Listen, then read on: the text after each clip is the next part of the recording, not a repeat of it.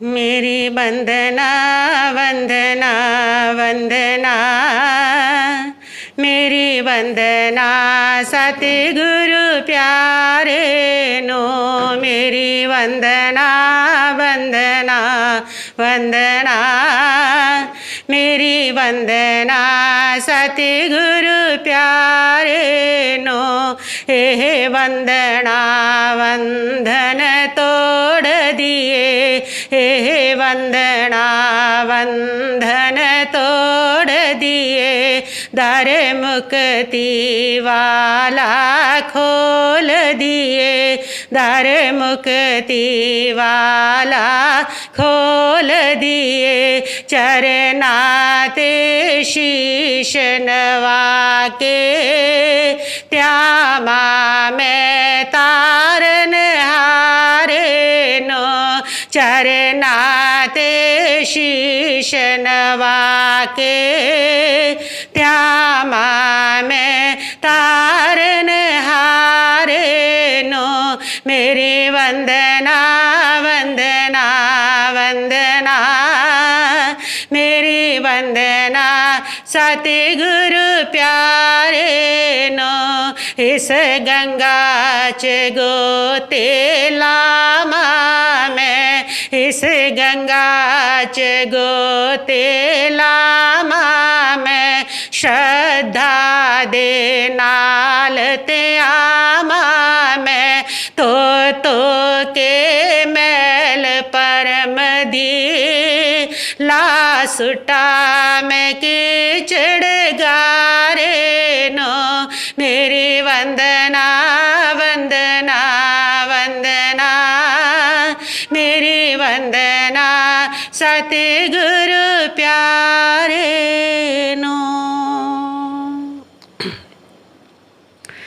त्रिभुवन पीड़ा हरन हार हो, तुमको मेरा नमस्कार। जग के उज्ज्वल अलंकार, प्रणाम तुम्हें मेरा हर बार।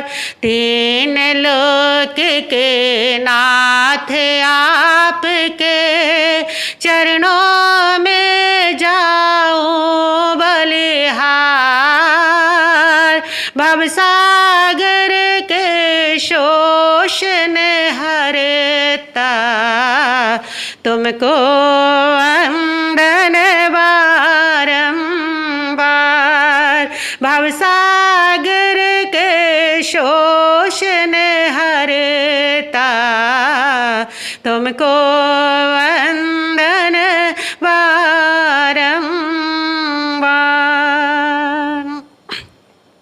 तप सेवा संयम और शांति से बने स्वयं मुक्ति का द्वार।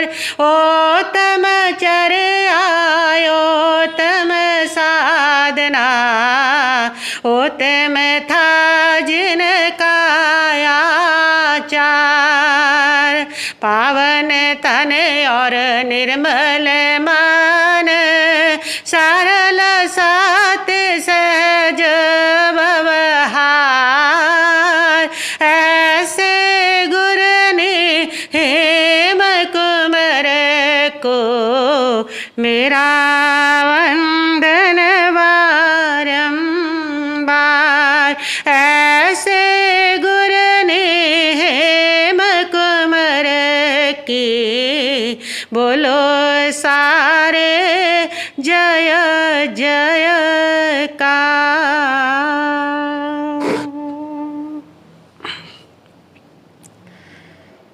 शमन संघीय महामंत्री पूज्य गुरुदेव श्री सौभाग्य मुनि जी महाराज साहब, युग पुरुष उपाध्याय भगवान श्री प्रवीण ऋषि जी महाराज साहब एवं माम जीवन निर्मात्री श्रमणी श्रावणी सदगुरुवर्या डॉक्टर श्री रवि रश्मि जी महाराज साहब के पावन चरण कमलों में वंदन नमस्कार करने के पश्चात उपस्थित भव्य आत्माओं, सो रहे हैं आप 18 पापों की कहानी श्रमण भगवान महावीर स्वामी ने श्री आवश्यक जी सूत्र के अंदर 18 प्रकार के पाप कहे हैं। उनमें से आज 17वें पाप की बात कर रहे हैं, जिसका नाम है माया मृषा। माया कहते हैं कपट को, मृषा कहते हैं झूठ को। कपट पूर्वक झूठ बोलने को माया मृषा पाप कहा गया है। वैसे तो 18 पापों की गिनती में ये दोनों पाप अलग अलग रूप में आ चुके हैं, लेकिन यहाँ पर दोनों पापों का मिश्रण है। जब दो वस्तुओं का मिश्रण होता है तो तीसरे की उत्पत्ति होती है। जब दो कलर मिला दिए जाते हैं तो एक तीसरे प्रकार का कलर बन जाता है। इसी प्रकार इन दो पापों के मिश्रण से तीसरा पाप अलग से बनता है, एक पाप जिसका नाम है माया मृषा। माया मृषा बड़ा खतरनाक पाप है। झूठ अपने आप में पाप है, लेकिन जब उसके साथ माया जुड़ जाती है तो वो खतरनाक पाप हो जाता है। झूठ बोलने के कारण परमात्मा ने बताए हैं आवश्यक जी सूत्र के अंदर, क्रोध से झूठ बोला जाता है वो झूठ है, जो लोभ से बोला जाता है वो झूठ है, और जो उसके साथ साथ हास्य से बोला जाता है, मजाक में कुतूहल से बोलते हैं, वो भी झूठ में आता है। और जो भय के कारण बोलते हैं वो भी झूठ में आता है। राग और द्वेष के कारण जो बोलते हैं वह भी झूठ में आता है। लेकिन जो छल के साथ, कपट के साथ बोला जाता है उसको झूठ के पाप में नहीं गिना, उसको माया मृषा पाप कहा है। ये पाप इतना खतरनाक है कि इसके अंदर व्यक्ति की वाणी की बनावट होती है, उसके अंदर हलाहल होता है, और वो हलाहल जो है, जो जहर है अंदर भरा हुआ, वह वाणी में आकर के वाणी बनावट का रूप ले लेती है। बहुत खतरनाक होता है। व्यक्ति कहता कुछ है जवान से और उसके अंदर कुछ रहा हुआ होता है। ऐसे व्यक्ति का चरित्र कैसा होता है? कहते हैं कि एक जंगल के अंदर एक कबूतर रहता था। वह जो कबूतर था वह एक वृक्ष पर अपना एक कोटर बना करके रह रहा था, अपना घर बना करके रह रहा था। एक दिन इस कबूतर के मन के अंदर आता है विचार कि फसलें पक गई हैं, धान्य खूब आ गया है, चलो बाहर जाकर के 5-4 दिन के लिए सैर भी कराऊंगा और धान्य भी खायाऊंगा, अनाज खा करके मोटा ताजा होकर के आ जाऊंगा। ये सोच करके वो उडारी लगा करके चला गया, उन खेतों में पहुंच गया। यहाँ पर फसल पकी हुई थी, वहां पर वो अनाज खा रहा है, मोटा ताजा हो रहा है। लेकिन इधर पीछे से उसके घर के अंदर एक तोता आ जाता है और वो रहने लग जाता है। 5-7 दिन के बाद जब वो कबूतर आया तो उसने आके देखा कि उसकी कोठरी में, उसके घर में तो तोता बैठा हुआ है। उसने तोता से कहा, अरे ये घर तो मेरा है। उसने कहा, तेरा कैसे हुआ? मैं रह रहा हूं तो ये घर मेरा ही हो गया ना। उसने कहा, ये कैसे हो सकता है? मैं तो कुछ दिन के लिए अनाज खाने गया था और तुम पीछे से मेरे घर में घुस आए हो। उसने कहा कि देखो, ये तेरा घर नहीं हो सकता, ये घर तो इंसानों के होते हैं, पशु पक्षियों के तो वही घर है, जहां वो बैठ गए वही उनका घर हो जाता है, कोई भी बैठ सकता है, इसलिए अब मैं बैठ गया हूं तो ये घर मेरा है। कबूतर कहता है ये घर मेरा है, तोता कहता है ये घर मेरा। दोनों के अंदर बहस छिड़ जाती है, दोनों के अंदर झगड़ा छिड़ जाता है, दोनों लड़ने लग जाते हैं। और जब दोनों का कोई निर्णय नहीं हो पाता तो अंत में वे ये निर्णय करते हैं कि कोई बीच में पंच बना लो, और वो पंच जिसके पक्ष में निर्णय दे देगा वो उस घर के अंदर निवास कर लेगा। अब पास में बैठी हुई एक बिल्ली सुन रही थी। बिल्ली ने सुना कि ये तो बढ़िया मौका है, दोनों को खा करके अपना पेट भरूंगी, पंच मैं ही बन जाती हूँ और अपना भरोसा दिला देती है इनको, और ताकि ये मेरे को अपना पंच बना ले। बस फिर क्या था, बिल्ली उठी, माला पकड़ी, सूर्य देवता की तरफ मुंह करके बिल्ली गाने लगी, मिलता है सच्चा सुख केवल भगवान तुम्हारे चरणों में, भगवान तुम्हारे चरणों में, यह विनती है पल पल छिन छिन, यह विनती है पल पल छिन छिन, रहे ध्यान तुम्हारे चरणों में, रहे ध्यान तुम्हारे चरणों में। बिल्ली सूर्य देवता की तरफ मुंह करके पूरे ध्यान में बैठ करके प्रभु की भक्ति के अंदर मगन हो रही है, भजन गा रही है, ऊंची ऊंची गीत गाती चली जा रही है।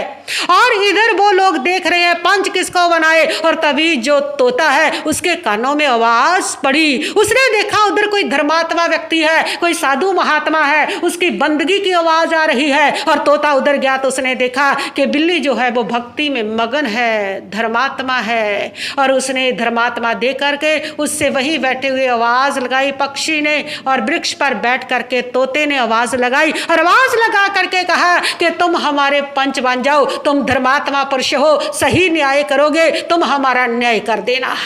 और तभी कबूतर ने भी देखा और कबूतर भी वृक्ष पर आ गया।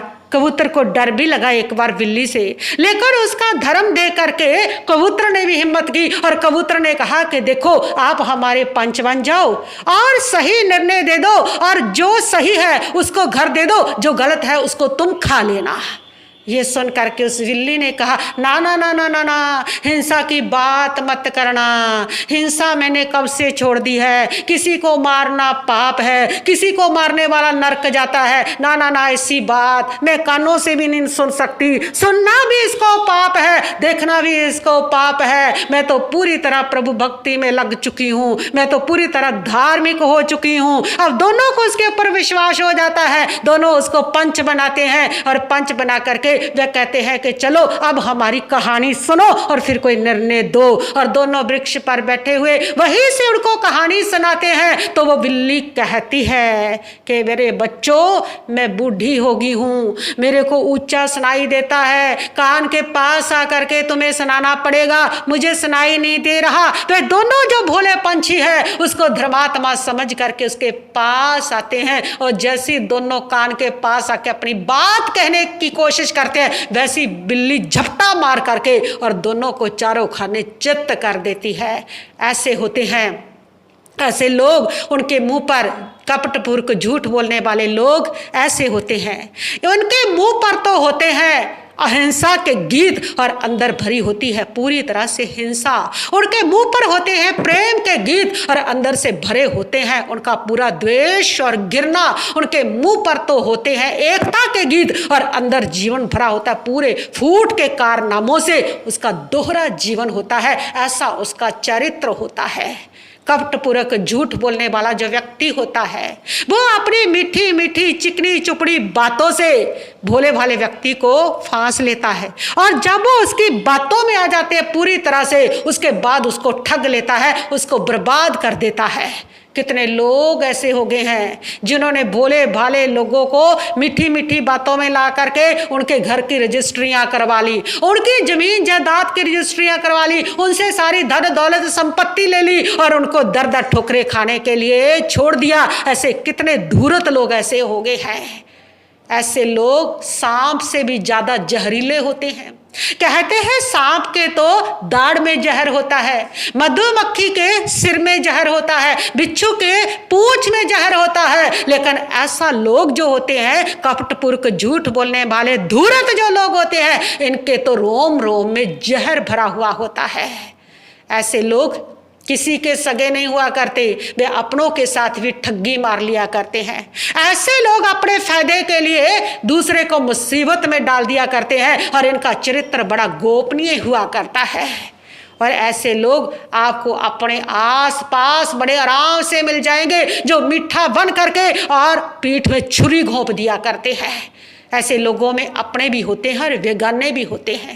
बेगाने से तो फिर भी पीछा छुड़ाया जा सकता है, उनसे तो कन्नी काटी जा सकती है, लेकिन अपने अगर ऐसे लोग हैं जो कपटपूर्वक झूठ बोलते हैं, उनके साथ क्या करें, कैसे निपटे उनके साथ है।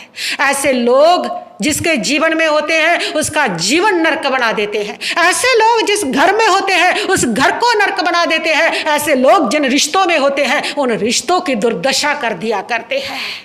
ऐसे लोगों की ये पहचान होती है कि वो बड़े फ्रेंडली होते हैं, बिल्कुल आपके अपने बन करके रहते हैं और ऊपर से आपको बहुत बहुत प्यार करते हैं। ऐसे जो लोग होते हैं वो बात को तोड़ने मरोड़ने में बहुत होशियार होते हैं। ऐसे लोगों को कई कई बार आप भांप भी लेते हो, उनके झूठ को पकड़ भी लेते हो, लेकिन वो इतने फ्रेंडली होते हैं कि आप फिर भी विश्वास नहीं कर पाते। आपको लगता है कि नहीं नहीं वो तो इतना अच्छा है, वो तो मेरा इतना करता है, वो ऐसा नहीं हो सकता, मुझे वहम हो गया है। और ऐसे जो लोग होते हैं ना, वह हमेशा ये कहते हुए आपको मिलेंगे कि मुझे सीधे लोग बड़े पसंद है, मुझे सच्चे लोग ना बहुत ही अच्छे लगते हैं। सीधे साधे लोग, इनको इसलिए सीधे लोग पसंद होते हैं, सच्चे लोग इसलिए पसंद होते हैं क्योंकि सीधे लोगों को ही ये ठग सकते हैं। सीधे लोग ही इनकी पकड़ में आते हैं, उन्हीं को वे अपना शिकार बना सकते हैं। इसलिए ये लोग ये कहते हुए मोस्टली मिलेंगे और उन्हीं को पसंद करते हैं। जो होशियार लोग होते हैं उनके तो पास भी नहीं फटकते। और होशियार व्यक्ति को, क्योंकि उनको पता है हम उसको ठग नहीं सकते हैं, हम सीधे व्यक्ति को ही ठग सकते हैं। इसलिए ऐसे जो लोग होते हैं वो सीधे साधे लोगों की खोज में रहते हैं, उन्हीं को पसंद करते हैं, उन्हीं को प्यार करते हैं और उस बात को वो कहते भी हैं। कहते हैं कि एक सेठ था और एक बार वो यात्रा कर रहा था, उसके पीछे एक ठग लग गया। सेठ बड़ा होशियार था, बड़ा बुद्धिमान था और वो समझ गया कि ये ठग है जो मेरे पीछे लग गया। और सेठ जिस स्टेशन पर उतरता है वो भी उतर जाता है, सेठ जहाँ ठहरता है वो भी ठहर जाता है, सेठ जहाँ रुकता है वो भी रुकता है। सेठ ने सोचा कि बुद्धि से काम लेना पड़ेगा, ये तो मेरे पीछे ठग लग गया और मेरे पास हीरे है, जवाहरात है, मोती है, महंगा माल है मेरे पास। और सेठ अगले स्टेशन पर उतरा तो वो ठग भी उतर गया। सेठ ने उस ठग से कहा कि देखो मुझे पानी पी करके आना, प्यास लगी है और आप मेरे सामान का ध्यान रखना। उसने कहा बिल्कुल मैं आपके सामान का ध्यान रख लूंगा, आप पानी पियाओ। उसने कहा तो सेठ ने कहा ठीक है, पहले जा करके तुम देख करके आओ कि पानी मिलेगा कहाँ पर। वो ठग गया, फटाफट उसने पानी देखा और देख करके उसने आकर के फटाफट बताया कि इस तरफ जाओ, वहां पर आपको पीने का पानी मिलेगा, बड़ा अच्छा ठंडा मीठा पानी है। सेठ ने कहा ठीक है। और जब वो व्यक्ति पानी देखने गया था तो सेठ ने अपनी गठरी से वो माल निकाल करके उसकी गठरी में डाल दिया और सेठ पानी पीने के लिए चला गया। इधर जो ठग था उसने मौका दे करके सेठ की पोटली को फरोला, कुछ नहीं निकला, एक पैसा नहीं निकला। उसने माथा पीट लिया। उसने कहा कि कैसा धूर्त व्यक्ति है, लगता है माल को साथ ही ले गया सारा माल। जो धूर्त होते हैं ना वो हमेशा दूसरों को धूर्त कहते हैं। जो खुद छली कपटी होते हैं ना वो हमेशा दूसरों को भी छली कपटी समझा करते हैं, क्योंकि जो व्यक्ति जैसा है उसको सारा संसार बिल्कुल वैसा दिखता है। जो भोले होते हैं ना उनको सारी दुनिया भोली नजर आती है, इसीलिए तो वो ठगे जाते हैं। तो उसने कहा कैसा धूर्त व्यक्ति है, लगता है सारा माल साथ में ले गया। सेठ वापस आकर के बैठ गया। उसने अब उसको कहा कि अब तुम जाकर के पानी पियाओ। अब जो ठग है वो पानी पीने के लिए चला गया और सेठ ने उसकी पोटली से अपना माल निकाला, अपनी पोटली में डाल लिया। इसी प्रकार चलता रहा और आगे स्टेशन आ गया और सेठ जब उतरने लगा तो उसने उससे कहा कि अच्छा भाई साहब मैं जा रहा हूँ, आपका बड़ा सहयोग मिला, बहुत बहुत धन्यवाद आपका। उस व्यक्ति ने सेठ को रोका और उसके पैरों में गिर गया। उसके पैरों में गिर करके उसने कहा कि क्या आप जानते हो मैं कौन हूँ? उसने कहा बिल्कुल जानता हूँ। उसने कहा आप जानते हो कि मैं ठग हूँ? उसने कहा अरे जब से मिला है तब से पता मुझे कि तू ठग है। उसने कहा अच्छा तो फिर एक प्रश्न है मेरा आपसे। उसने कहा क्या? उसने कहा कि मुझे ये लगता है कि मैं तो ठग हूं लेकिन तुम महाठग हो। मैं तो सिर्फ दुनिया को ठगता हूं लेकिन तुमने मेरे को ही ठग लिया है। और उसने कहा कि तुम्हारे पास इतना महंगा माल था और तुम्हारा वो माल मैंने इतनी कोशिश की लेकिन ढूंढ नहीं सका, पा नहीं सका, तुमने ठगा कैसे मुझे ये बताओ कि तुम महाठग कैसे बने हो। उसने कहा मेरे को कोई कला नहीं आती, बस इतना ही है था कि जब तुम पानी पीने गए तो उस समय देखने गए मैंने तुम्हारी पोटली में माल छिपा दिया और तुम मेरे वाली पोटली देख रहे हो, उसको खोज रहे हो और उसमें वो है नहीं, और जब तुम पानी पीने गए तब मैं निकाल लेता था। बस इस प्रकार वो तेरे को पोटली में डाल लेता था, निकाल देता था। इस प्रकार मैंने अपनी बुद्धिमानी से अपने आप को बचा लिया। बिल्कुल जिनके पास बुद्धि है उनको नहीं कोई ठग सकता। जिनके पास बुद्धि होती है ये वो बच जाते हैं, और जो सीधे लोग होते हैं, जो भोले लोग होते हैं, भाई हमेशा ठगे जाते हैं। इसलिए ऐसे लोगों के झांसे में हमेशा सीधे और भोले लोग ही फंसा करते हैं। इसीलिए इसको सबसे बड़ा पाप कहा है, सघन पाप कहा है, बड़ा पाप कहा है, क्योंकि किसी इनोसेंट व्यक्ति को ठगना, किसी भोले व्यक्ति को फंसाना, किसी सीधे साधे व्यक्ति को फंसाना बहुत बड़ा बर्बादी का पाप का कारण बनता है, बहुत बड़ी बर्बादी का द्वार खोल देता है। ये किसी सीधी व्यक्ति को ठगना बहुत जटिल पाप है, और इसलिए इसको माया मृषा पाप को बड़ा पाप कहा गया है। ऐसे जो लोग होते हैं ना, वह फांसने की कला में बड़े माहिर होते हैं, फंसाने की कला में।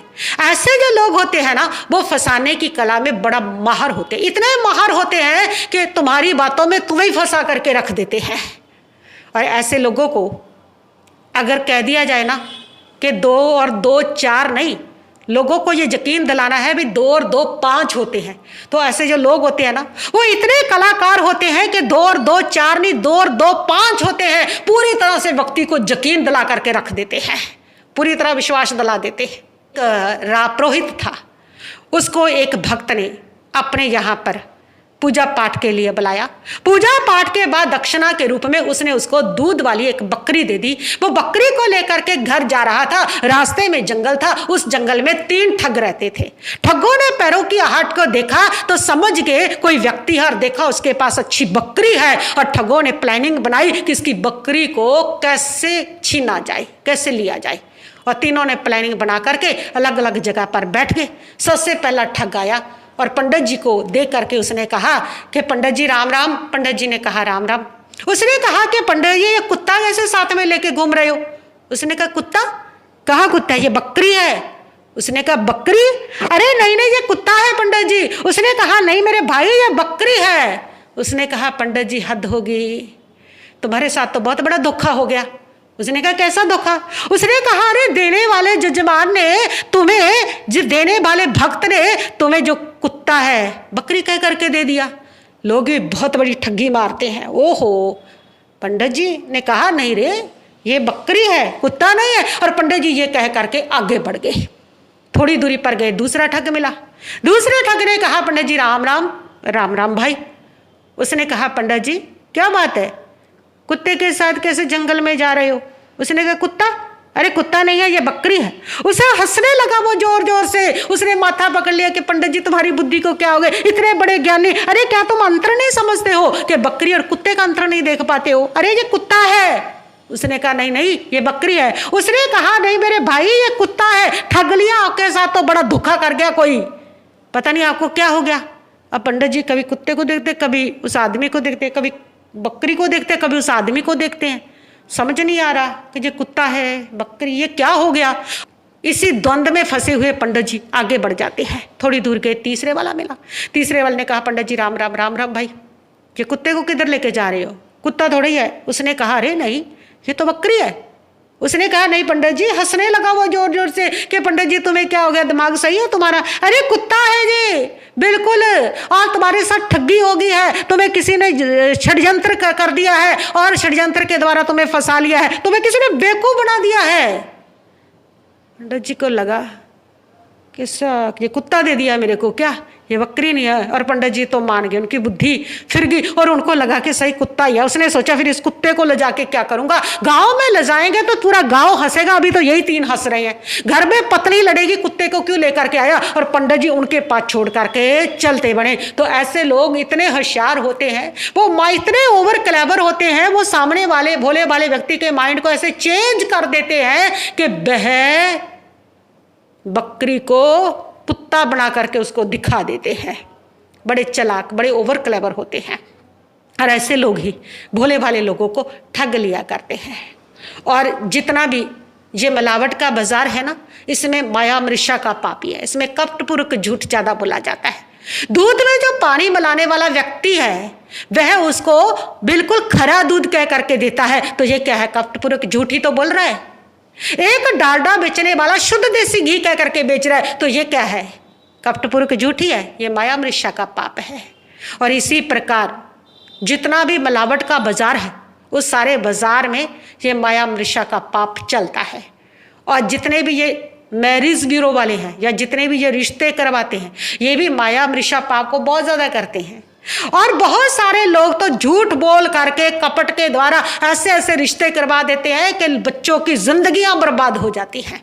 ऐसी एक लड़की बहुत पढ़ी लिखी थी और उस लड़की का रिश्ता किसी ने झूठ बोल के करवा दिया कि लड़का कॉलेज के अंदर प्रोफेसर है और लड़की की शादी हो गई।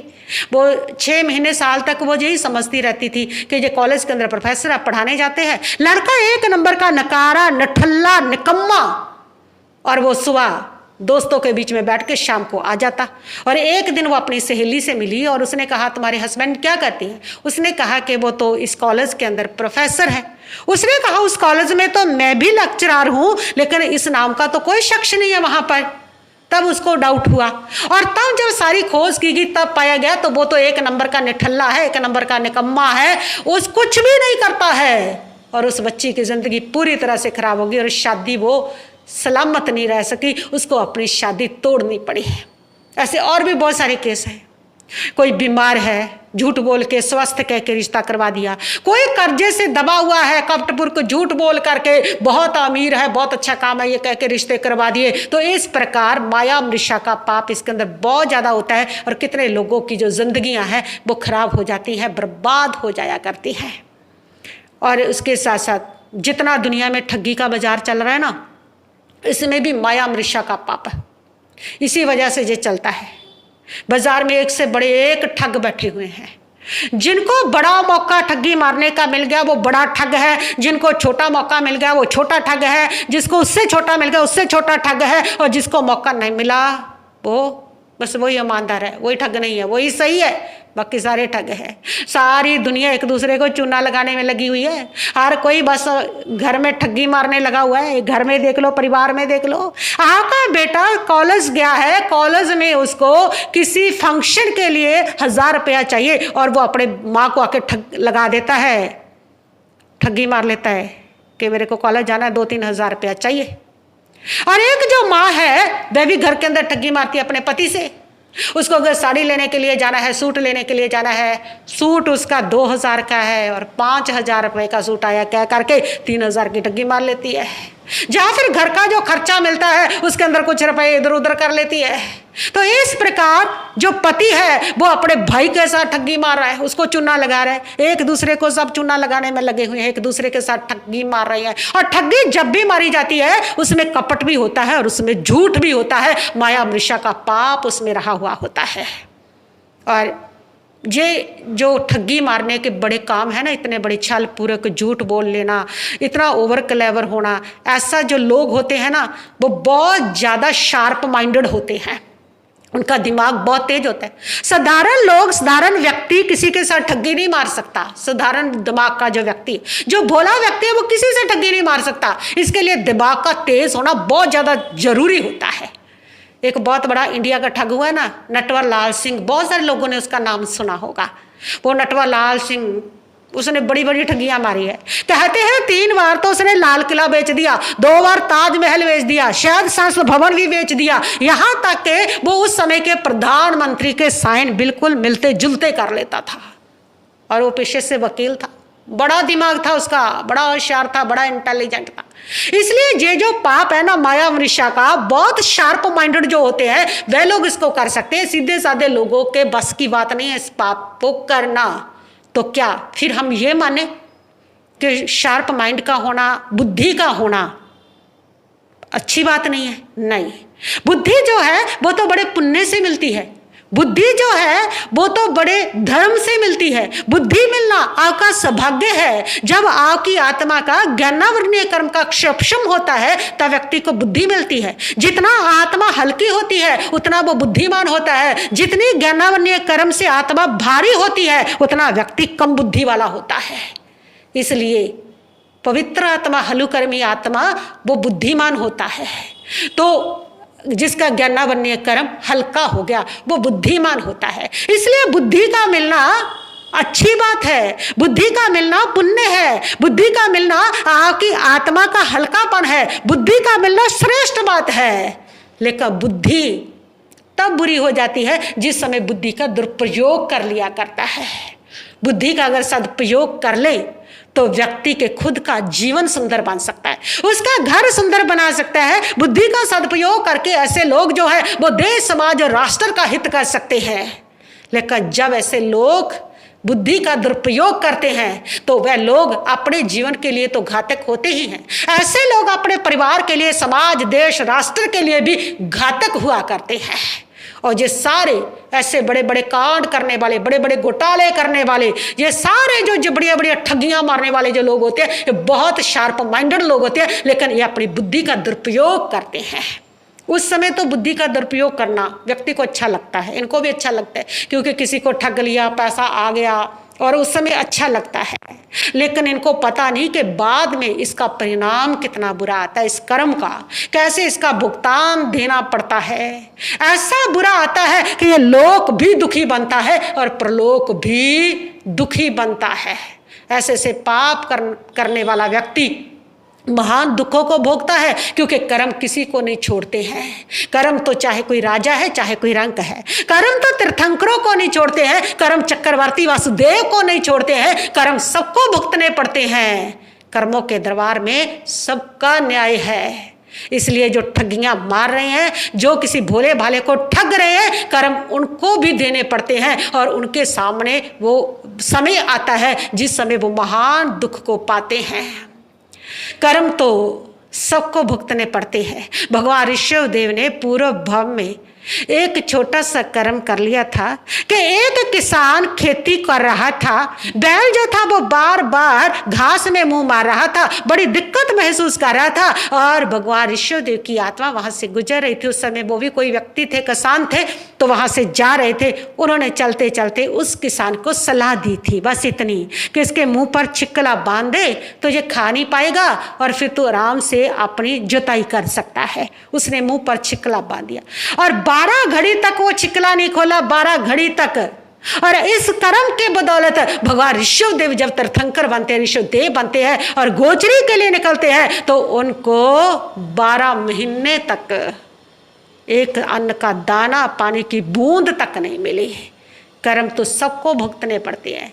भगवान महावीर स्वामी के पूर्व की आत्मा ने किसी के कानों में, गरम गरम शैया पालक के कानों में शीशा डलवाया था, और जब महावीर बनते हैं तो वही शैया पालक आता है और कानों में किल्ले ठोक करके अपने कर्म का ऋण चुकाता है। ये कर्म किसी को नहीं छोड़ते हैं, ये भगवान को भी भुगतने पड़ते हैं। ऋषिया मुनिया नो भी कर्मा दा फल पाना पैंदा है, आखिर वदिया वाले बंदे नो पछताना पैंदा है। बेशक लुट मार के लोका नो करे अपने पर ले तो, बेशक लुट मार के लोका नो करे अपने पर ले तो, बेशक अमला वाले दफ्तर दे विच गड़बड़ कर ले तो, बेशक अमला वाले खात्यां दे विच गड़बड़ कर ले तो, आखिर मालिक दे ताई साहब दिखाना पैंदा है। ऋषिया मुनिया नो भी कर्मा दा फल पाना पैंदा है। कर्म सबको भुगतने पड़ते हैं। इसलिए जितने बड़े बड़े दुनिया के अंदर आज तक ठगी करने वाले हुए ना, और कपटपूर्वक झूठ बोल करके किसी को फंसाने वाले जितने लोग हुए हैं, उन सब ने बुरे कर्मों को भोगा। वो नटवरलाल सिंह जेल के अंदर सड़ करके मरा है। ऐसे सारे लोग आज जेलों में बैठे हैं, यहाँ भी कर्म को भुगत रहे हैं, और आगे भी पता नहीं कितने गहरे नरकों को भुगतना पड़ता है, कितने गहरे कर्मों को दुखों के साथ भुगतना पड़ता है।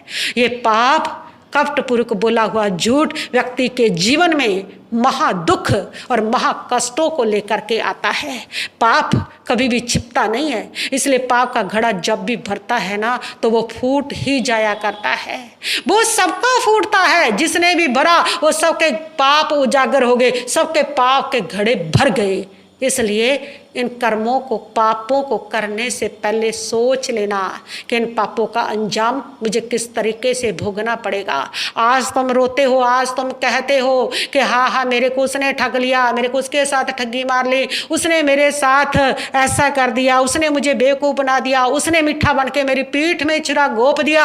आज तुम रोते हो, लेकिन तुम्हें पता नहीं ये कर्म तुमने कहीं ना कहीं किए हैं, इसलिए तुम्हें भुगतने पड़ते हैं। ये तो हल्के किए हैं, और जो इस कर्मों को बहुत करता है, बहुत करता है, उसको ऐसे बहुत लोग मिलेंगे जो हर बार वो ठगा जाएगा। बड़े बड़े लोग उसको ठगने के लिए आएंगे, इन कर्मों को भुगतना पड़ेगा। और पता नहीं कितनी त्रंच जोनियों में इस कपट के कारण, इस छल के कारण, इस झूठ के कारण पता नहीं कितनी योनियों में जाना पड़ेगा। ऐसी ऐसी योनियों में जिसके अंदर ना उसको समझ मिलनी है और ना ही बोलने के लिए जुबान मिलनी है। ऐसी ऐसी योनियों के अंदर उन लोगों को भटकना पड़ता है। इसलिए परमात्मा प्रभु महावीर कहते हैं, माया मृषा कपटपूर्वक झूठ बोलने वाला कोई भी कर्म जीवन में ना करें, ये पाप ना करें। ये पाप बड़ा खतरनाक होता है, ये किसी सीधे व्यक्ति की आत्मा को इतना दुखी करता है, इतना पीड़ित करता है, और वो पीड़ा जन्म जन्मांतर तक उसकी उसकी दी हुई वो पीड़ा कई कई जन्मों तक तुम्हारा पीछा करती है, और तुम्हें कहीं भी चैन नहीं लेने देगी, कहीं भी शांति नहीं लेने देगी, और कहीं भी तुम्हें सुख और आराम नहीं लेने देगी।